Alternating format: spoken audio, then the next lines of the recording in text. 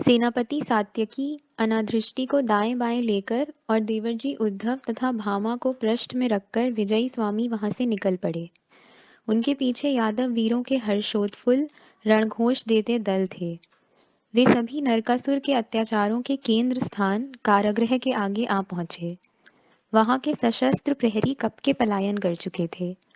सुदृढ़ बाड़ के पीछे बंदी स्त्रियों का कोलाहल अस्पष्ट सा सुनाई दे रहा था। स्वामी के हंसकर दृष्टिक्षेप करते ही सात्यकी ने उस बाड़ के काष्ठ द्वार पर पहला गदा प्रहार किया। उसके पश्चात विजयी सैनिकों ने हाथ लगे शस्त्रों से उस द्वार को तोड़ फोड़ डाला। उस खड़खड़ाहट से बंदी स्त्रियों का कोलाहल ऐसे बंद हुआ मानो किसी ने उनका गला दबा दिया हो। उन भयभीत स्त्रियों को लगा कि नित्य की भांति झबरे नरकासुर के साथ मुर और उसके साथियों का आसुरी आक्रमण हो रहा है। वे भयाकुल होकर चुपके से एक दूसरे की ओर टुकुर टुकुर देखती रहीं। सभी की आंखों में प्रश्न था, आज किसके भाग फूटने वाले हैं, आज किस किस की बारी है। यादव समूह के बीच खड़े अत्यंत तेजस्वी द्वारकाधीश को देखकर वे हड़बड़ा गईं। उनकी दुविधा को वे जान गए। बिना कुछ कहे उन्होंने अपना पुष्ट स्नायुमय बाहु ऊपर उठाया, निकट खड़े उद्धव जी की ओर केवल दृष्टिक्षेप किया। वे तत्काल अग्रसर हुए। दोनों भुजाएं ऊपर उठाकर उन्होंने कहा, मेरी प्रिय बहनों, डरिए मत। आप हमें भयभीत दृष्टि से मत देखिए। आप पर कई वर्ष अत्याचार करते रहे पापी नरकासुर का अंत मेरे प्रिय भ्राता ने कर दिया है। ये हैं द्वारकाधीश यादव नायक महाराज श्री कृष्ण। उनकी आज्ञा से ही आप सबको अभय वचन देकर मैं घोषित करता हूँ कि अब आप कहीं भी जहाँ भी जाने की आपकी इच्छा हो जा सकती हैं। नरकासुर का वध हो चुका है, इस सत्य को मान लेने में भी उनको कुछ देर लगी। वे अब बंध मुक्त हो गई हैं, इस बात को कुछ समय तक वे समझ नहीं पाईं। अन्यों के मन जानने में तत्पर देवर जी ने इस बात को भांप लिया। उनको सत्य से अवगत कराने के लिए कंठ की धमनियां फुलाकर ऊंचे स्वर में उन्होंने कहा, आप बंध मुक्त हैं। जहां आपका मन करे वहां जाने को आप स्वतंत्र हैं। नरकासुर मारा गया है।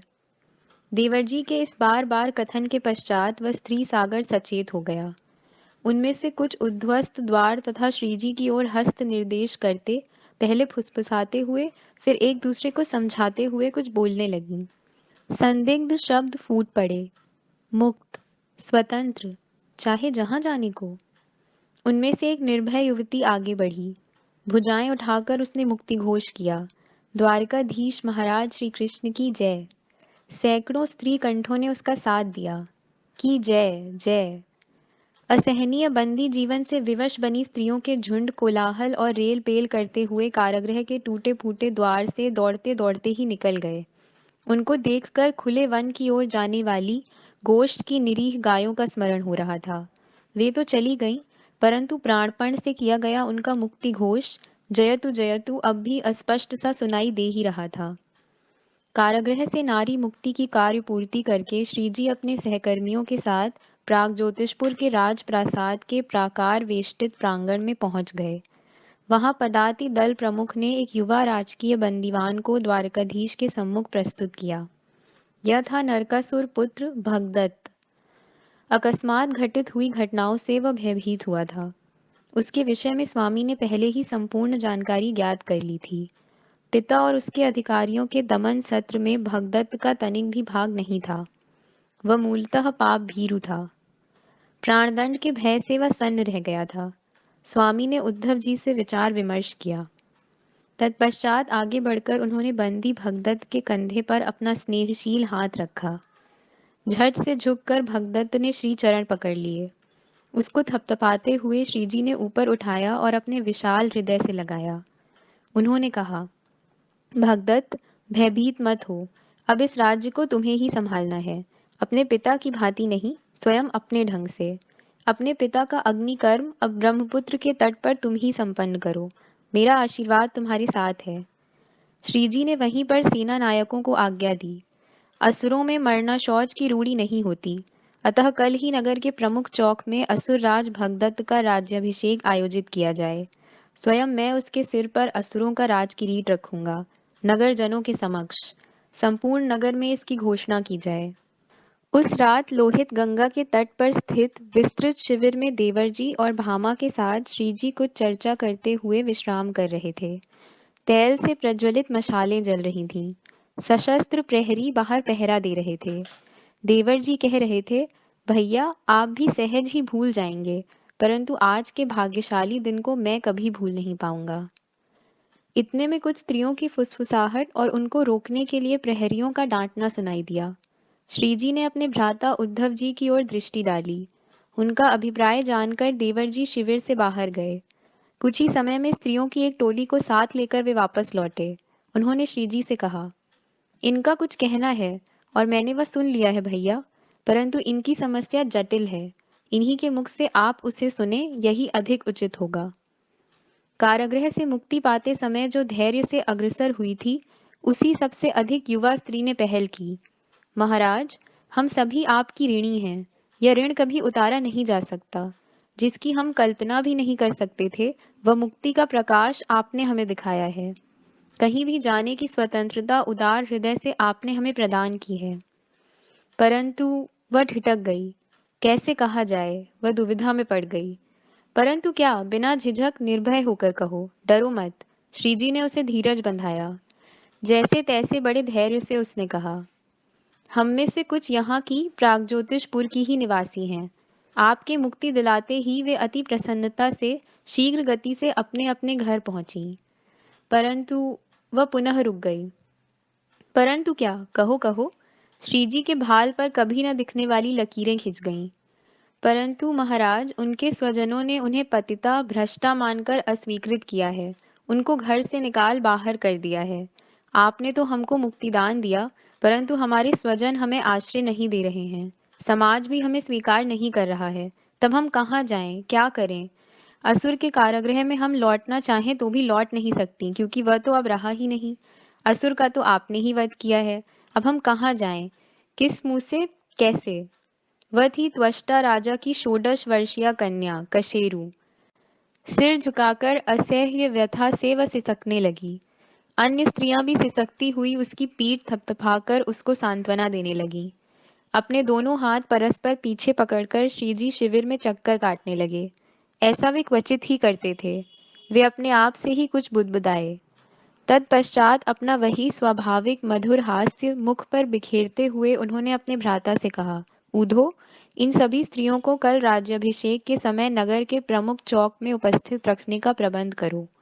इनके साथ भी न्याय किया जाएगा। तुम जिसे समस्या कह रहे हो, वह समस्या ही नहीं है।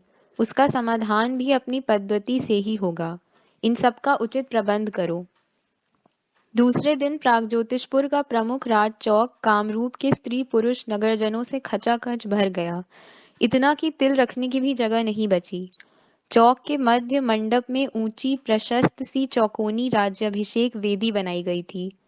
कामरूप के परिश्रमी कारीगरों ने एक ही रात्रि में वेदी बनाकर उसको पुष्पमालाओं से सुशोभित किया था।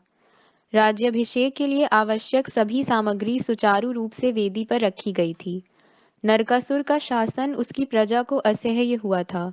इसीलिए नए युवा राजा के स्वागत के लिए नगरजन सज धज कर बहुत बड़ी संख्या में उपस्थित हुए थे। राज्याभिषेक के मुहूर्त के पूर्व 1 घटिका तक पहाड़ी वाद्यों ने संपूर्ण परिसर निनादित कर रखा था। उद्धव जी की सूचना के अनुसार 16 सहस्त्र कामरूपी स्त्रियां भी वहां उपस्थित हुई थीं। यादव और कामरूप के योद्धाओं ने उनका मार्गदर्शन करके उनको एकत्र ही बिठा दिया था। इतनी बड़ी संख्या में होते हुए भी वे कटु जीवनानुभव के कारण चुप्पी साधे बैठी थीं। भाग्य में क्या लिखा गया है, इस चिंता से ग्रस्त थी वे। कामरूप के राजपुरोहित मंत्र पठन करते हुए वेदी पर टहल रहे थे। वहां एकत्र हुए प्रचंड समुदाय के चारों ओर सशस्त्र यादव सैनिकों ने घेरा डाला था। भगदत्त के राज्याभिषेक के मुहूर्त के कुछ ही समय पूर्व अलंकृत गरुड़ध्वज रथ पर आरूढ़ श्रीजी ने भगदत्त के साथ उस चौक में प्रवेश किया। उनके स्वागत के लिए पहाड़ी वाद्यों का घोष उठते ही वहां का कोलाहल शांत हुआ। भगदत्त को अपनी दाईं ओर रखकर कामरूप के स्त्री पुरुष नगरजनों को नम्र वंदन करते हुए श्रीजी बिछाए हुए पावड़ों पर से चलने लगे। उनके पीछे देवर जी, दोनों सेनापति और भामा भी। वेदी की ओर जाते हुए द्वारिकाधीश, भगदत्त, देवरजी, भामा आदि पर नगरजन दोनों हाथों से पुष्प वर्षा करने लगे। भगदत्त और अपने राज परिवार सहित श्रीजी वेदी पर चढ़ गए। उनके स्वागत में तालियों की गड़गड़ाहट गूंज उठी। नरकासुर के कारागृह से मुक्त वहां उपस्थित सभी स्त्रियां भी उसमें सहभागिनी थीं। पुरोहित ने धीर गंभीर स्वर में मंत्र पाठ का आरंभ किया। भगदत्त के मस्तक पर अभिमंत्रित जल का प्रथम अभिषेक होते ही वह अंतर्बाह्य पवित्र हो गया। उसके असुर कुल में इसके पूर्व यह भाग्य किसी को भी प्राप्त नहीं हुआ था, उसके पिता को भी नहीं। छल कपट से राज्य छीन लेने की ही उनकी परंपरा थी। अभिषेक स्नान के पश्चात वेदी पर ही दो सैनिकों के थामे पट के पीछे भगदत्त ने उनका परंपरागत पहाड़ी आसुरी राजवेश धारण किया। कटी में बंधे अतलसी वस्त्रों पर अपनी प्रथा के अनुसार उसने मृग चर्म कसा। कंठ में मोतियों की मालाओं के साथ साथ रंग बिरंगी वन मणियों की मालाएं धारण की। वक्ष पर असुर कुल का मान चिन्ह दहाड़ते व्याघ्रमुख का ताम्र पदक धारण किया। वेदी पर रखे आसन पर बैठे देवरजी व आनंदोत्सव ध्यान पूर्वक देख रहे थे। पुरोहित भगदत्त को वेदी के मध्य रखे सबसे ऊंचे राज आसन के निकट ले आए।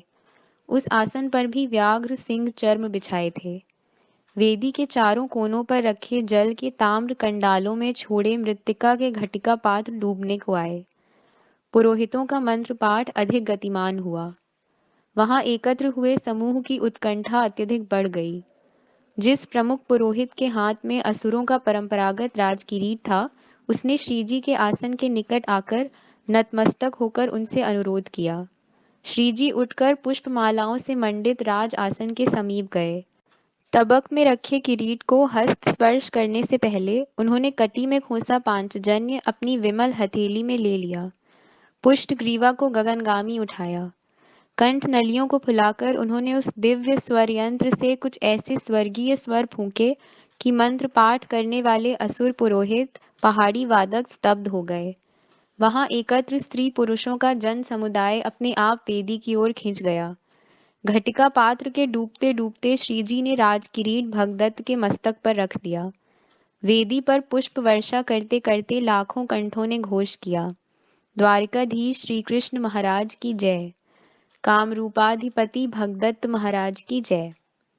सभी के समक्ष भगदत्त श्री चरणों में वीरासन की मुद्रा में बैठ गया। मस्तक का किरीट उतारकर नम्रता से उसने वह श्रीजी के चरणों के समीप रख दिया और कृतज्ञता से अपना मस्तक श्रीजी के चरणों पर रख दिया। प्रेम योग को ही जीवन योग मानने वाले श्रीजी ने एक हाथ से किरीट उठाते हुए दूसरे हाथ से भगदत्त को ऊपर उठाया। किरीट पुनः उसके मस्तक पर रखकर उसका दृढ़ आलिंगन किया। भगदत्त के अमात्य ने हाथ उठाकर उपस्थित नगरवासियों को शांत किया। उन्होंने कहा, अब द्वारिकाधीश श्री कृष्ण महाराज हमारे नूतन महाराज को आशीर्वाद देंगे। उनके विषय में, विशेषतः उनकी मधुर वाणी के विषय में हम बहुत कुछ केवल सुन चुके हैं। आशा है इस शुभ अवसर पर उसे प्रत्यक्ष सुनने का सौभाग्य हमें प्राप्त होगा। वेदी पर रखे राजासन के दाहिने हत्थे में उत्कीर्ण सुनहरे सिंह मुख पर श्रीजी का हाथ सहज ही विराजित हुआ। वे उठकर खड़े हुए और अपनी सहज मधुर वाणी में बोलने लगे। इतनी शांति छा गई कि वेदी की सुशोभित छत में बंधे बंधनवार के किसी आम्रपर्ण पर पूंछ उठाकर फुदकने वाली एक आध चींटी नीचे गिर जाती तो वह ध्वनि भी सबको सुनाई देती। कामरूप राज्य के नगरजनों, असुर श्रेष्ठ भगदत्त को आज मैं तुम्हारा राजा घोषित करता हूँ। उसके पिता के निर्मम शासन को तुम सभी ने अनुभव किया है। मुझे पूरा विश्वास है कि उसी अनुचित मार्ग का अनुसरण तुम्हारे नूतन महाराज कभी नहीं करेंगे। कामरूप के ऊंचे ऊंचे पर्वतों का आदर्श ही वे निरंतर अपने समक्ष रखेंगे। वृद्धि और विकास ही जीवन के मुख्य चिन्ह हैं। यह जानकर अपने प्रजाजनों का वे अपत्यवत पालन करेंगे। मेरे आशीर्वाद सदैव उनके साथ रहेंगे। आवश्यकता होने पर मेरे जनपद द्वारिका की सामर्थ्य भी उनके साथ होगी। पौरजनों, भगदत्त को मैंने पुत्रवत माना है, अतः उसके पिता नरकासुर ने मानवता को कालिक पोतने का जो घोर पाप किया है, उसे प्रक्षालित करने का दायित्व मैं स्वेच्छा से स्वीकार करता हूँ।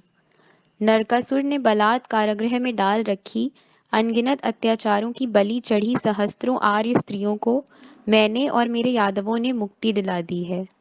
परंतु मुझे ज्ञात हुआ है कि उनको स्वीकार करना अंध रूढ़ियों से ग्रस्त निष्ठुर समाज को स्वीकार नहीं है। वह उनको भ्रष्टा, पतिता, कलंकिता मानता है। किंतु इसमें उन स्त्रियों का क्या दोष है? कुछ भी नहीं। इसलिए मैं, द्वारिका के महाराज वसुदेव का पुत्र श्री कृष्ण उन सभी स्त्रियों को प्रकट अभयदान की घोषणा करता हूँ। मेरे प्रिय भ्राता उद्धव ने रात भर जागकर कामरूप के अमात्य और सैनिकों की सहायता से एक ही कृष्ण मणि के सहस्त्रों मंगल सूत्र तैयार किए हैं। हे समाज की बहिष्कृत नारियों, मैं तुम्हें पत्नी के रूप में स्वीकार करता हूँ। मंगल सूत्रों की थालियों को मैं हस्त स्पर्श करता हूँ। भ्राता उद्धव सैनिकों की सहायता से ये मंगलसूत्र तुम्हें देंगे। इसे कंठ में धारण करके समस्त आर्यावर्त में कहीं भी और किसी से भी तुम सिर उठाकर कह सकती हो कि मैं द्वारिकाधीश श्री कृष्ण की पत्नी हूँ। आज से तुम द्वारिका की बन गई हो। ससुराल नहीं, नैहर समझकर तुम वहां मुक्त मन से रह सकती हो। लक्षावधि यादवों की भांति तुम्हारा भी पुनर्वास मैं द्वारिका में करता हूँ। निसंदेह आज इसी क्षण से तुम मुक्त, पूर्णतः मुक्त हो गई हो। नरकासुर के कारागृह से छूटी स्त्रियों से भरी प्रचंड नौकाएं खाड़ी पार करके द्वारका के शुद्धाक्ष द्वार पर आने लगीं। उनके साथ आए संरक्षक दल प्रमुख ने मुझे सविस्तार वृत्तांत बताया। जिस विश्वास के साथ स्वामी ने उन स्त्रियों को भेजा था, उसे मैंने श्री पत्नी के नाते पहले ही अपनी 3 बहनों का स्वागत करके सार्थक किया था। अब भी उसी भाव से मैंने सहस्त्रों स्त्रियों का स्वागत किया। श्री जी के संदेश के अनुसार उनके पुनर्वास कार्य के लिए मैं कटिबद्ध हो गई। गर्ग मुनि को आमंत्रित करके उनके स्थापत्य दल को कामरूपी स्त्रियों के लिए उपनिवेश के निर्माण कार्य का आदेश दिया। द्वारिका निर्माण के समान ही यह प्रचंड निर्माण का कार्य था। अब मैं प्रतीक्षा कर रही थी श्री जी के प्रत्यक्ष दर्शन की। भामा के बारे में सुनकर तो मैं इतनी आतुर हुई कि कब उससे मिलूं और जी भर के स्वामी के पराक्रम की बातें सुनूं। परंतु दल प्रमुख ने जो समाचार सुनाया, उसका अभिप्राय था कि उनकी प्रतीक्षा का समय अभी समाप्त नहीं हुआ है। भामा को साथ लेकर वे नग्नजीत राज के कोसल देश में चले गए थे। वहां से वे सीधे हिमवान में जाने वाले थे। बहुत दिनों की अमरनाथ गुफा में स्थित स्वयंभू हिमलिंग के दर्शन करने की इच्छा उनको पूर्ण करनी थी। हिमलिंग के दर्शन के लिए उनका अमरनाथ जाना मैं समझ सकती थी, परंतु कोसल राज्य में उनके प्रयाण का प्रयोजन मेरे ध्यान में नहीं आ रहा था। दल प्रमुख से मैंने खोद खोद कर पूछताछ की, परंतु उसको कुछ भी ज्ञात नहीं था। अमरनाथ के स्वयंभू शिवलिंग के बारे में मैंने बहुत कुछ सुना था। उसके दर्शन करने की तीव्र इच्छा कई बार मेरे मन में उभरी थी, परंतु अब तो सत्यभामा की आंखों से ही मुझे अमरनाथ के दर्शन होने थे। इसीलिए मैं उत्सुकता से उसकी प्रतीक्षा कर रही थी। 2 सप्ताह पश्चात कोसल से श्रीजी के विक्रम की सूचना द्वारिका आ पहुंची। उस राज्य में वे ऐसे ही नहीं गए थे। नग्नजित ने विशेष राजदूत को प्रागज्योतिषपुर भेजकर श्रीजी के द्वारिकाधीश पद को ललकारा था। उसका संदेश था, 16 सहस्त्र बंदी स्त्रियों का उनको मुक्त करवाकर वरण करना सरल है, सुगम है। पण पूरा करके कोसल राजपुत्री को जीतने का आवाहन दुस्साध्य है।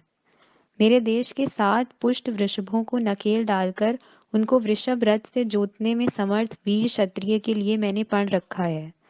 उसे पूरा करने की सामर्थ्य रखते हो तो कोसल की गंडकी नदी के तट पर बसे राजनगर श्रावस्ती चले आओ। उस संदेश को सुनकर श्रीजी चुप रहते, यह तो असंभव था। कोसल के दूत के साथ अपने विशेष दूत को भेजकर उन्होंने कोसल राज नग्नजित को प्रति संदेश भिजवाया। मदोन्मत्त पुष्ट साणों को नकेल डालकर वश में करने का मुझे बचपन से ही अभ्यास है। मैं तो जन्मजात ग्वाला हूँ, गोकुल में रहने वाला। ग्वाले को वृषभों से कैसा डर? द्वारकाधीश होने के पश्चात पौरजनों में से कई मदोन्मत्त वृषभों को भी मैं नकेल डाल चुका हूँ। इस अभिप्राय से भी मैं ग्वाला ही हूँ। गंडकी के जल से सूर्यदेव को अर्घ्य अर्पण करने का अवसर अब तक तो मुझे प्राप्त नहीं हुआ है। उसे पाने के लिए और गंडकी का जल प्राशन करने में आ रहा हूँ। दर्शन का लाभ दीजिए। इस संदेश के अनुसार स्वामी ने कौशिकी नदी को पार करके सेना समेत कोसल राज्य में प्रवेश किया। मगध देश निकट ही था। जरासंध की सैनिकी गतिविधियों पर वे सतर्क दृष्टि रखे हुए थे। कोसल जाते समय मगध देश को टालने के लिए वे उसकी दक्षिण सीमा से हो लिए थे। लौटते समय पुनर्ष मगध को एक ओर रखकर उसकी उत्तर सीमा से उन्होंने यात्रा की थी। शरयू तट पर बसी अयोध्या कोसल की श्री राम कालीन राजनगरी थी। परंतु अब पूर्व दिशा में गंडकी के तट पर बसी श्रावस्ती कोसल की राजनगरी बनी थी। गंडकी का ही दूसरा नाम था सदानीरा। वह श्वेत जल वाहिनी थी। कोसल पुत्री सत्या के स्वयंवर का पर्ण पूरा करने के लिए द्वारिकाधीश आ रहे हैं, यह समाचार पर्ण के लिए रेखांकित किए गए खुले क्रीड़ा स्थल तक पहुंच गया। राजा नग्नजित और स्वयंवर के लिए आमंत्रित हिमवान की तलहटी में एकत्र हुए अनेक राजाओं को चकित कर दें, ऐसी अद्भुत घटना सदानीरा के तट पर घटित हुई। क्रीड़ा स्थल पर उपस्थित कोसल के नगरजन अचानक दौड़ने लगे। उनके झुंड के झुंड आकृष्ट होकर श्री दर्शन के लिए गरुड़ ध्वज रथ की ओर दौड़ पड़े। प्रचंड कोलाहल करते कोसल वासियों की भीड़ के साथ ही गरुड़ ध्वजारोही द्वारिकाधीश का पर्ण के क्रीड़ा स्थल पर आगमन हुआ। रथनीड़ पर उनके साथ भामा और देवरजी उद्धव भी थे। संरक्षित घेरे में डिडकारते 7 पुष्ट साढ़ों को देखकर वीरश्री से उद्दीप्त होकर श्रीजी रथ से नीचे उतरे। घेरे के मध्य ऊंचे पहियों वाला सुदृढ़ पुष्पमालाओं से मंडित वृषभ रथ खड़ा था। उसके रंगीन नीड़ पर गेरुए रंग के मोटे रस्से की सुनहरे धागों से सुशोभित कुछ नकीलें डाली हुई थीं। जुआ टिकाए हुए खुले रथ के आसपास जो भी दिख पड़े, उससे टकराने के लिए अधीर 7 पुष्ट साण मत्त होकर डिडकारते हुए इधर उधर चक्कर काट रहे थे। उनमें से कुछ दुग्ध धवल वर्ण के थे, कुछ ललचौहे तो कुछ काले मटमैले वर्ण के थे। क्षण भर में ही श्रीजी ने पीताम्बर की काज कस ली। स्तिमित होकर सब देखते ही रहे। तभी वाद्यों के घोष में श्रीजी 7 साणों से भिड़ गए। दर्शकों को आक्रमण करने वाली 7 शुभ्र ललछू मटमैली आड़ी टेढ़ी रेखाएं और उनको चपलता से चकमा देने वाली एकमात्र नीलवर्णी रेखा में छिड़ी भीषण भिड़ंत, केवल इतना ही दिख रहा था। मथुरा में बलराम भैया और उन्होंने महाकाय कुवल्या पीढ़ हाथी को किस प्रकार हतप्रभ किया होगा, इसका प्रत्यक्ष प्रमाण ही कोसल वासियों को देखने को मिला। क्रीड़ांगण में दिखती चपल नील रेखा एक एक वृषभ को चकमा दे देकर कब शांत कराती है, रथनील पर पड़ी नकेल को उठाकर कब उसके नासिका छिद्र में डाल देती है, किसी के कुछ ध्यान में नहीं आ रहा था। कहते कहते श्रीजी ने 7 कोसली पुष्ट वृषभों को नकेलें डालकर रथ के साथ जोत दिया और क्रीड़ा स्थल के चारों ओर सरपट चक्कर लगाया। पूरा क्रीड़ांगण तालियों की गड़गड़ाहट के साथ साथ ओजस्वी प्रोत्साहक घोषणाओं से गूंज उठा। गोकुल के गोपराज कन्हैया की जय हो। नरेशों में नर वृषभ द्वारकाधीश महाराज श्री कृष्ण जयतु। श्रमित क्लांत वृषभों के मुंह से निकला झाग और लार के तार भूमि पर टपकने लगे थे। हाँफने वाले उन भयभीत वृषभों की ओर अब तक अपलक देखने वाले गरुड़ ध्वज रथ के 4 हिम शुभ्र अश्वों में से एक पूंछ हिलाकर हिनहिनाया। इसी समय कोसल पुत्री सत्या ने द्वारका के ग्वाले के कंठ में वरमाला डाल दी थी। सदानीरा नदी अपने तट पर घटित इस नाटक की साक्षी बनकर मंद मंद बह रही थी। स्पष्ट था, अब किसी दल प्रमुख के साथ आने वाली श्रीजी की पंचम पत्नी का स्वागत करने का कर्तव्य मुझे ही निभाना होगा। इस कार्य के लिए मैं तैयार हो गई। हिमवान की तलहटी की उस शतराणी का रूप कैसा होगा, आचरण कैसा होगा, द्वारका में वह कैसे निर्वाह कर पाएगी, इस प्रकार के विचार मेरे मन में उभरने लगे। इसी प्रकार कुछ दिन बीत गए। एक दिन अचानक शुद्धाक्ष महाद्वार के स्वागत कक्ष में भेरी, तुरही, नगाड़ों की ध्वनि के पश्चात मेरी परिचित कई बांसुरियों की विशेष धुन बज उठी। यह धुन रनिवास के केवल श्री पत्नी के आगमन का संकेत दिया करती थी। उसे सहजता से पहचाना जा सके इसलिए मैंने ही स्वागत कक्ष के प्रमुख को सूचना देकर अब वहां श्रीजी के प्रिय बांसुरी वादकों की नियुक्ति करवाई थी। आज वह धुन अविराम ऊंचे स्वर में सुनाई देने लगी।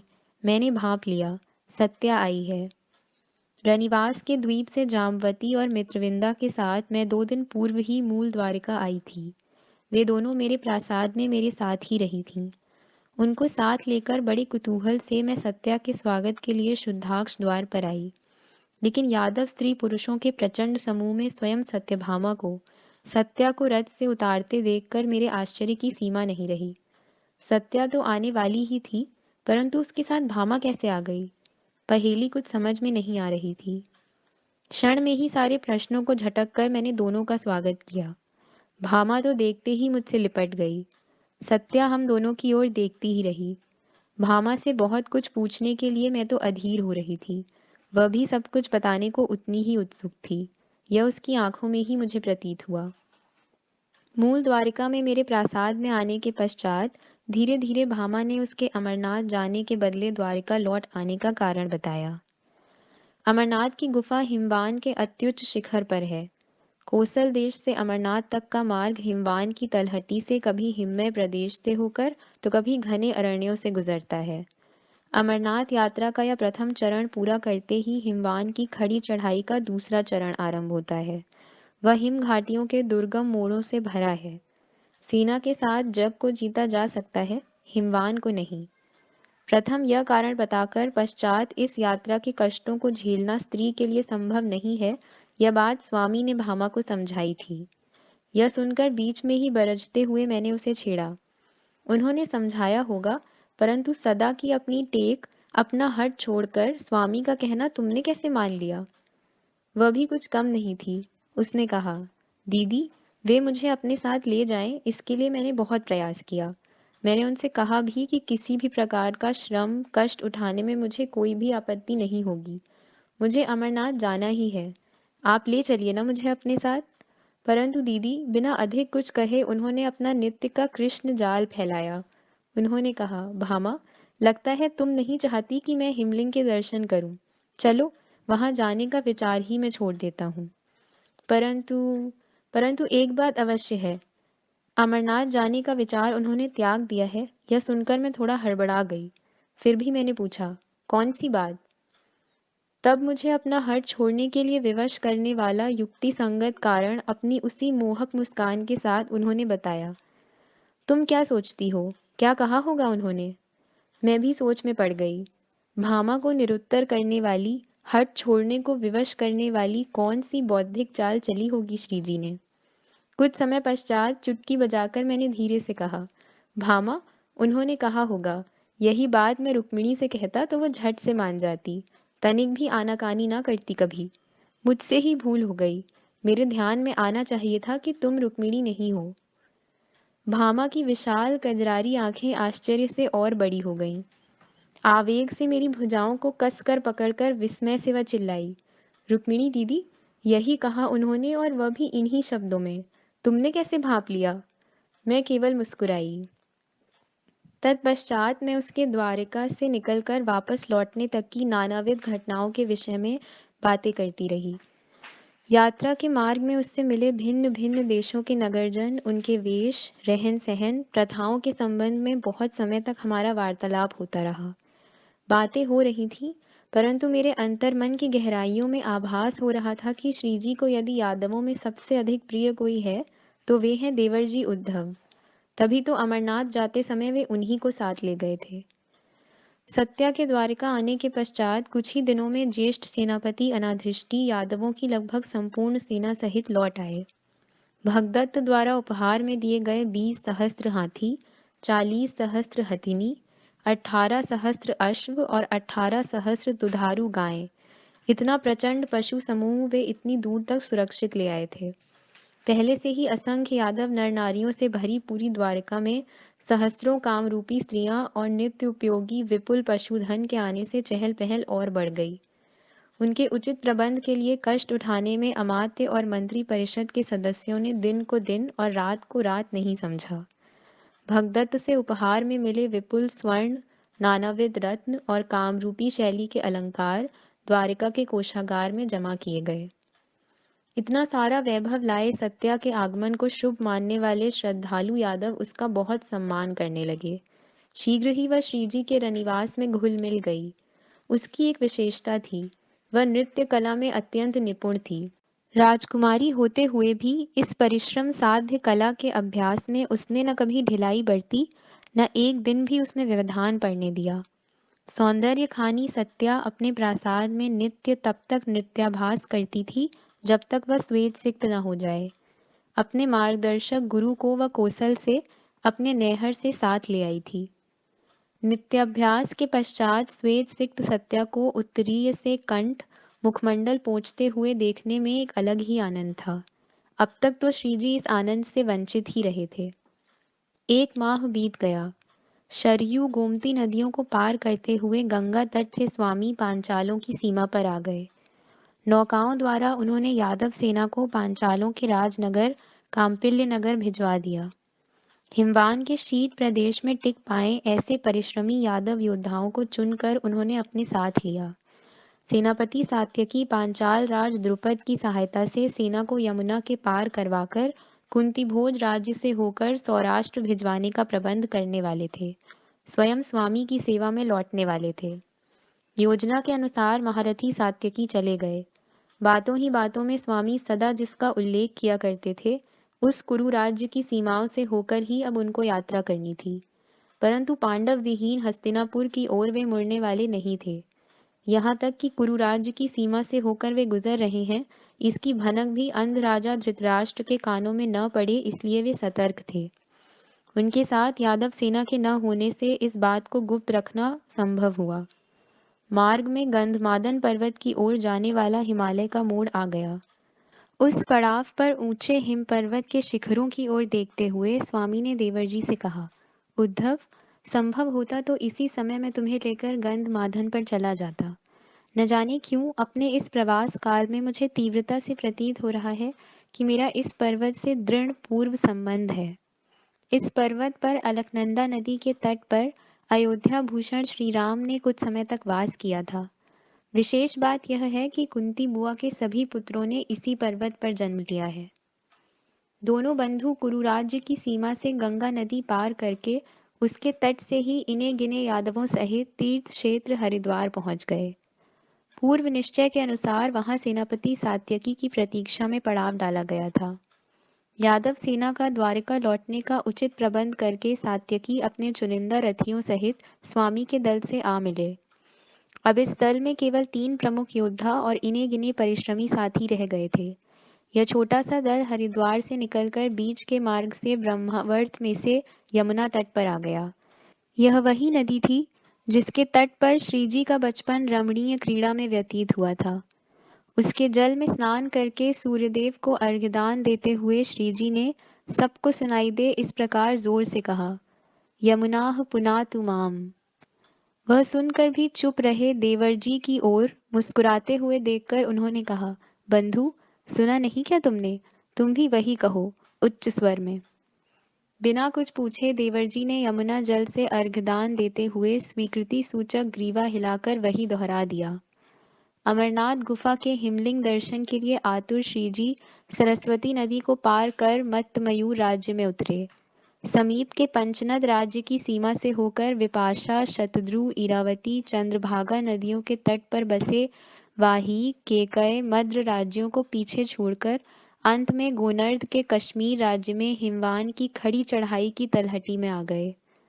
उनके साथ कुछ ही वीरों के होने से और श्रीजी की दूरदर्शिता, सतर्कता के कारण मार्ग में आए राज्यों के नरेशों, महारथियों, मल्ल गदावीरों को तनिक भी भनक नहीं लगी कि स्वयं द्वारकाधीश उनके प्रदेश से गुजर रहे हैं। यही तो श्रीजी की विशेषता थी। गदा युद्ध में अथवा किसी भी द्वंद्व युद्ध में श्रीजी के दांव पेचों का अनुमान उनका प्रतिस्पर्धी कभी भी नहीं कर सकता था।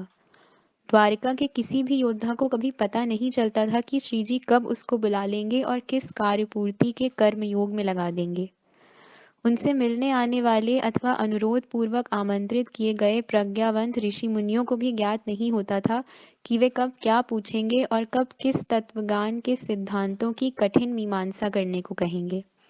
हम दोनों, मैं और देवरजी, सदा श्रीजी के सानिध्य हुआ करते थे, तब भी हम उनकी गतिविधियों का अनुमान नहीं लगा सकते थे। अपनी इसी अतुल बुद्धि सामर्थ्य से ही उन्होंने ऊंचे हिमालय की सैकड़ों योजनों की लंबी यात्रा निर्विघ्न पूर्ण की थी। अंततः अमरनाथ गुफा की दुष्कर हिम यात्रा आरंभ हुई। जिनको परिश्रमी जानकर श्रीजी साथ ले गए थे, वे योद्धा भी पहले ही कुछ टेढ़े मेढ़े हिममय मोड़ों पर एक एक करके पीछे छूट गए। दूसरे चरण के पड़ाव पर एक दिन रावटी से बाहर निकले उस हिममय प्रदेश में पूर्व क्षितिज पर उदित सूर्यदेव के दर्शन करते श्रीजी को एक मोहक मादक सुगंध ने आकर्षित कर लिया। दीर्घ श्वास लेकर उसे अपने वक्ष में भरकर मूंदी आंखों से श्रीजी ने उसे अचूक पहचान लिया। उस निर्जन हिमवेष्टित प्रदेश में उन्होंने देवरजी से कहा, ऊधो, बंधु, निकट ही कहीं किसी सरोवर में ब्रह्म कमल खिले हैं। सात्यकी को साथ लेकर यदि तुम ब्रह्म कमल की कुछ कलियां और पुष्प ले आओ तो हमारा शिव दर्शन विधियुक्त और समग्रता पूर्ण होगा। ये साधारण पुष्प नहीं है। मुख को ढकने के लिए एक वस्त्र साथ में ले जाओ। ब्रह्म कमल की मादक सुगंध में इतनी सामर्थ्य होती है कि वह किसी को मूर्छित कर सकती है। ऐसे खिले हुए ब्रह्मकमल को शिव स्तवन के साथ स्वयंभू शिवलिंग को अर्पित करना तो शिव भक्ति का दुर्लभ योग है। इस हिम यात्रा में अब तक टिके रहे दो यादव वीरों को साथ लेकर देवर जी उस सुगंध की टोह में सरोवर की ओर निकल पड़े। सभी ने वस्त्रों से नाक ढक लिए थे, तब भी हिमपुष्प की वह उग्र गंध आ ही रही थी। यद्यपि यह राज्य राजा शतक्रतु का था, वह दूर कश्मीर की सीमा पर रहा करता था, परंतु वास्तव में यह राज्य था हिमवान का, सर्वत्र फैले हुए शुभ्र शीतल चुभने वाले हिम का। किसी और के लिए देवरजी यह साहस कभी न करते, परंतु उनके प्रिय भैया के आगे उनकी एक नहीं चलती थी। भैया के मुख से निकला प्रत्येक शब्द उनके लिए ब्रह्म वाक्य के समान था। संध्या समय तक वस्त्र में लपेटे कुछ खिले कुछ अधखिले ब्रह्मकमल लेकर देवरजी लौटे। निकट आते ब्रह्मकमल की सुगंध को भांप कर श्रीजी रावटी के द्वार पर दोनों हाथ कटी पर रखकर खड़े हो गए थे। सफल होकर लौटे देवरजी को देखकर आगे बढ़ते हुए श्रीजी ने मुस्कुरा कर कहा, उद्धव, मेरा मन कहता है इस यात्रा के अंतिम चरण में अकेले तुम ही मेरे साथ टिके रहोगे। रावटी में विश्राम करते लेटे हुए सात्यकी को यह संभाषण सुनाई दे, यह संभव नहीं था। श्रीजी ने जैसा कहा वैसा ही हुआ। बड़े प्रयास से श्रीजी के साथ टिके रहे दो तीन यादव योद्धा और आजानुबाहु महारथी सात्यकी भी अमरनाथ की शिवयात्रा के अंतिम चरण में पीछे छूट गए। केवल दोनों बंधु ही साथ साथ चल पड़े। देवरजी की कांख में कमल पुष्पों की पोटली होने के कारण हिममय चढ़ाव के दुष्कर मोड़ों पर चलने में उनको कठिनाई होने लगी।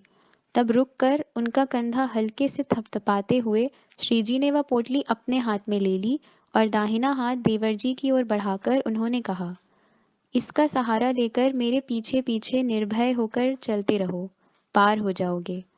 इतना ही कहकर वे कुछ ऐसे हंसे कि वहां से लौटने के पश्चात देवरजी ने कई बार मुझसे कहा कि उस हंसी का वर्णन नहीं किया जा सकता। वह था अंतर्बाह्य श्वेत शुभ्र हिम हास्य। उनके हाथ में हाथ देते हुए मुस्कुरा कर देवरजी ने कहा, अब निश्चय ही मुझे शिव दर्शन प्राप्त होंगे। यह हाथ सुदर्शनधारी है, मेरा बोझ तो इसके लिए कुछ भी नहीं। अंततः सत्व परीक्षा लेने वाले हिमवान के अंतिम चरण के टेढ़े मेढ़े मोड़ों को पार करके दोनों भ्राता अमरनाथ गुफा के एक पुरुष बराबर ऊंचे स्वयंभू हिमलिंग के सम्मुख पहुंच गए। देवरजी ने लंबी सांस भरी। स्फटिक धवल आर्द्र स्वयंभू शिव के दर्शन होते ही श्रीजी ने पोटली खोलकर अपने नीलवर्णी हस्त कमलों से एक एक करके ब्रह्म कमल हिमलिंग पर चढ़ाए। कुछ चढ़ाने के लिए भ्राता को दे दिए। उनके घनी पलकों वाले दीर्घ मत्स्य नेत्र अपने आप मुंद गए, हाथ जोड़े गए। उनके कमल की पंखुड़ियों जैसे होठों से अस्पष्ट सी शिव स्तुति स्रवने लगी। स्वयं शिव उसे ध्यान से सुनने लगे। पशूनां पतिं पापनाशं शिवकांत शंभो शशांकार्ध मौले महेशान शूलिन जटा जूट धारिन त्वमेको जगदव्यापको विश्वरूप प्रसीद प्रसीद प्रभो पूर्ण रूप। अत्युच्च हिमवान की निर्जन गुफा में शिव के समक्ष हाथ जोड़कर खड़े द्वारकाधीश देर तक उसी अवस्था में ध्यानरत रहे। देवरजी ने भी उसका अनुसरण किया, परंतु आंख भरकर शिव दर्शन करने के पश्चात शिवलिंग के आगे खड़े अपने ध्यानरत भैया को एकटक देखते देखते वे अपनी सुध-बुध खो बैठे। हिमलिंग से ध्यान हटाकर उन्होंने उसे अपने भैया पर एकाग्र किया और फिर वे भी ध्यानरत हो गए। यथाविधि शिव दर्शन करने के बाद दोनों भ्राता वापसी की यात्रा पर चल पड़े। लौटते समय मार्ग उतार का होने से देवरजी आगे थे और श्रीजी पीछे। वापसी के पहले ही मोड़ पर श्रीजी ने कहा, ऊधो दौड़ो मत, हाथ बढ़ाओ, मुझे भी साथ ले चलो। अब कहो, अमरनाथ के शिवलिंग के दर्शन करके तुम्हें क्या प्रतीत हुआ? क्या मांगा तुमने शिव से? यह सुनते ही आगे चले गए देवरजी उद्धव रुक गए। अपने भैया को एकटक देखते हुए उन्होंने कहा, हिमजल को टपकाते उस ऊंचे पावन प्रफुल्ल हिमलिंग को देखकर मैं हर्षित हुआ, परंतु भैया आपके समक्ष होने से वह आर्द्र श्वेत हिमलिंग ऐसे दिखने लगा जैसे उसने धूसर नील वस्त्र ओढ़ लिया हो। क्षण भर मुझे ऐसे लगा जैसे शिव ने आकाश को ओढ़ लिया हो। तब मैंने अपना सारा ध्यान आप पर ही एकाग्र किया और आपको ही देखता रहा। आपके मुख से शिव स्तुति सुनते सुनते मेरी आंखें अपने आप बंद हो गईं। उनके सामने एक ही दृश्य दिखता रहा। नील आकाश में श्वेत हिम का शिखर माथा घुस गया है, वह उसी में लय हो गया है। दोनों एक रूप हो गए हैं। इस दृश्य से शिव से कुछ मांगना है, आपसे कुछ कहना है, यह तो मैं भूल ही गया। लौटते समय भिन्न भिन्न पड़ावों पर रुके साथियों को लेकर दोनों भ्राता द्वारका की ओर आगे बढ़ने लगे। उनके आगमन के समाचार निरंतर शुद्धाक्ष पर आने लगे। पूरा द्वारका नगर और जनपद उनके स्वागत के लिए पुलकित हो उठा। द्वारकाधीश और उद्धव जी अब मत्स्य राज में अबुर्द पर्वत के पास आ चुके थे। अर्बुद से वे सौराष्ट्र की ओर निकल पड़े। उनके साथ कुछ इनगिने ही यादव सैनिक थे, परंतु मार्ग में बसे कई जनपदों के नरेशों ने उनको उपहार में इतने सैनिक भेंट किए थे कि उन्हीं की एक सेना बन गई थी। यह सब श्रीजी की दूरदर्शी राजनीतिक गतिविधियों का प्रभाव था। वापसी की यात्रा में पंचनद से ही मार्ग में आने वाले राज्यों के नरेशों को उनके आगमन की वार्ता भिजवाना वे भूलते नहीं थे। प्रत्येक जनपद में पौरजन नरकासुरांतक द्वारकाधीश का सहर्ष स्वागत करते थे। अंत में नरकासुर वध की यह बहुचर्चित यात्रा सफल करके श्रीजी देवर जी के साथ द्वारका के शुद्धाक्ष महाद्वार में विजयोल्लास के साथ खड़े हो गए। उनके पीछे उपहार में मिले सैनिकों की प्रचंड अनुशासित सेना थी। मैं तो कब की श्रीजी की प्रतीक्षा में मूल द्वारका में आकर ठहरी थी। मेरी चारों बहनें जामवती, सत्यभामा, मित्रविंदा और सत्या रनिवास के द्वीप से आकर मुझसे मिल गई थीं। वाद्यों के प्रचंड घोष में हम 5 श्री पत्नियों ने प्रकाशमान दीप ज्योतियों से श्रीजी और देवरजी की आरती उतारी। घर घर पर पताकाएं फहराकर राजमार्ग के प्रत्येक चौक में तोरण बांधकर मुट्ठी भर भर कर कुमकुम वर्षा करती हुई पूरी द्वारका नगरी हर्षित हो उठी थी। जहां तहां झांझ डांडिया की क्रीड़ाओं में युवा यादव रंग गए थे।